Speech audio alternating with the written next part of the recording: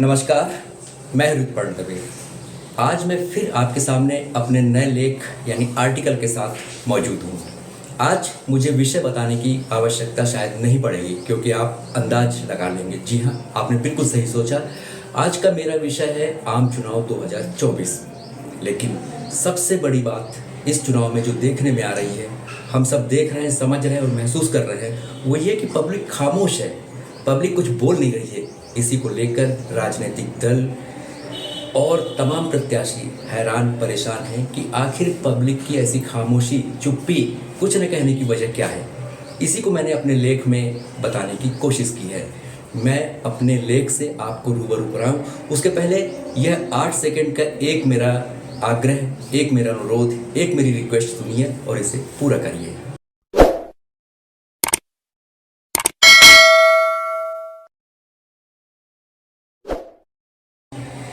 मेरा लेख देश के अति प्रतिष्ठित और सम्मानित हिंदी दैनिक पंजाब केसरी, पंजाबी दैनिक जगबानी, उर्दू दैनिक हिंद समाचार और नेशनल कैपिटल रीजन यानी एनसीआर राष्ट्रीय राजधानी क्षेत्र से प्रकाशित नवोदय टाइम्स में प्रकाशित हुआ है।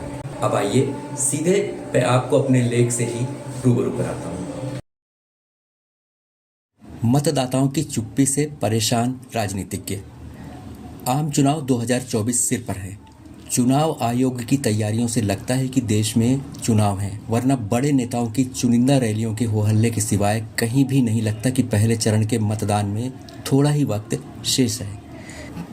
आखिर मतदाता इस बार इतना खामोश क्यों है? सवाल मौजूद है, लेकिन जवाब आम और खास एक दूसरे से यूं पूछ रहे हैं जैसे उन्हें कुछ पता न हो। यही माजरा पूरे देश में है। 21 राज्यों की 102 लोकसभा सीटों पर इसी शुक्रवार मतदान होगा।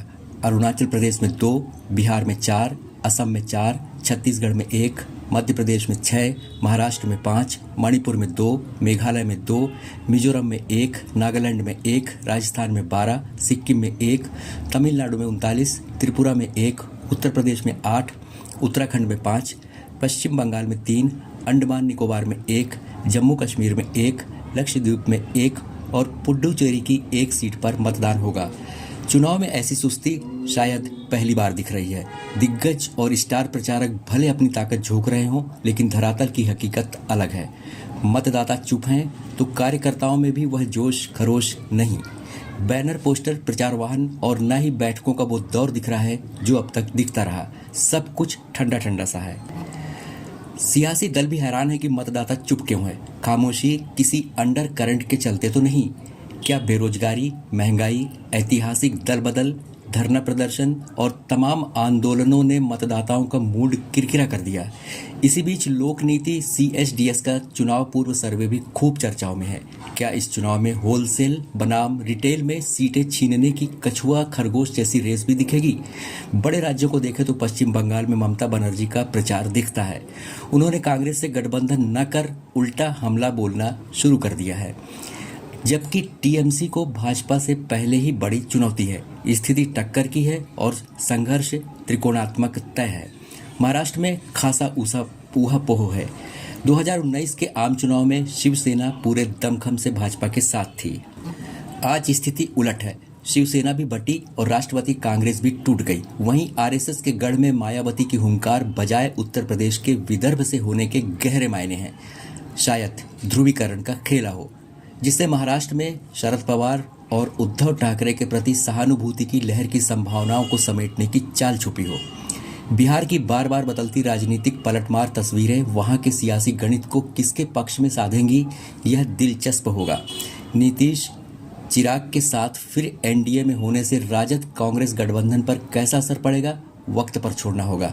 राजस्थान का रण भी गुत्थम गुत्था है। यहाँ आम चुनाव जातिगत समीकरणों में उलझ गया है।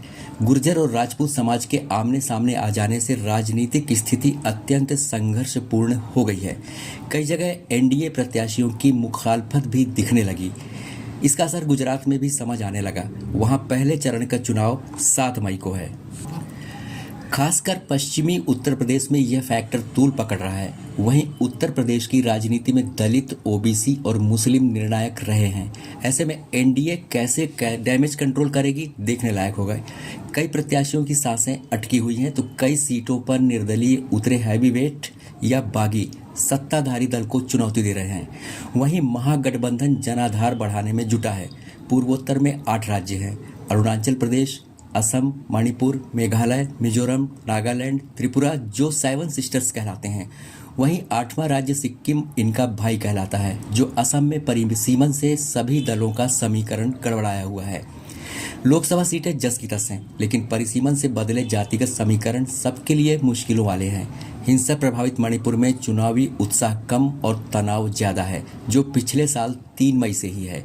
मैतेई कुकी के बीच हिंसक झड़पें और महिलाओं से बदसलूकी की घटनाएं बेहद शर्मनाक और सुर्खियों में रही।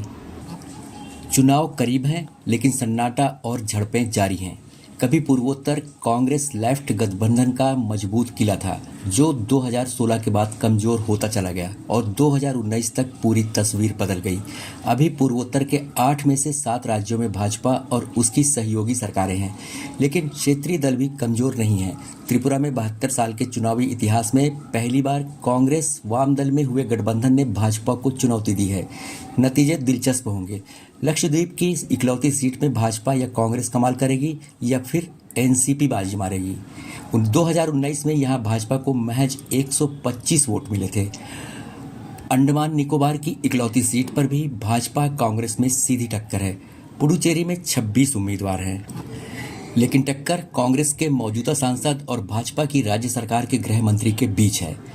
तमिलनाडु में मुकाबला त्रिकोणीय तय है, जो एआईजीएमके, एनडीए और इंडिया गठबंधन के बीच होगा। मुख्यमंत्री एमके स्टालिन विपक्ष की मजबूती का दावा कर रहे हैं, तो एनडीए को प्रधानमंत्री पर भरोसा है, लेकिन दल बदल का असर वहां भी दिखेगा। मध्य प्रदेश, छत्तीसगढ़, उत्तराखंड, जम्मू कश्मीर में एनडीए और महागठबंधन के बीच रोचक मुकाबला होगा। नतीजे कुछ भी हो, मतदाताओं की खामोशी के बीच कुदरत जरूर मेहरबान है। मौसम में वह तपिश नहीं जो होनी चाहिए, उल्टा बारिश की फुहार बीच बीच में ठंडक का एहसास कराती है। हाँ, पहले चरण की बोहनी में मतदाता की चुप्पी से सियासी पारा जरूर गर्म है। यदि बाकी 6 चरण भी यूं ही रहे, तो क्या किसी राजनीतिक सुनामी के संकेत कहलाएंगे? फिलहाल यह खामोशी यदि ट्रेलर है, तो बाकी 6 चरणों की फिल्म अभी बाकी है। कुछ भी कहना जल्दबाजी होगी, क्योंकि गारंटियों के बीच फंसा खामोश चुनाव कितने आर पार का होगा या कितनों को आर पार करेगा, सबको 4 जून का इंतजार है। तो कैसा लगा आपको मेरा लेख? उम्मीद है कि जरूर पसंद आया होगा और आप लोगों के मन के मुताबिक ही रहा होगा। मैं जल्द फिर मिलूंगा अपने किसी नए लेख के साथ। तब तक के लिए नमस्कार।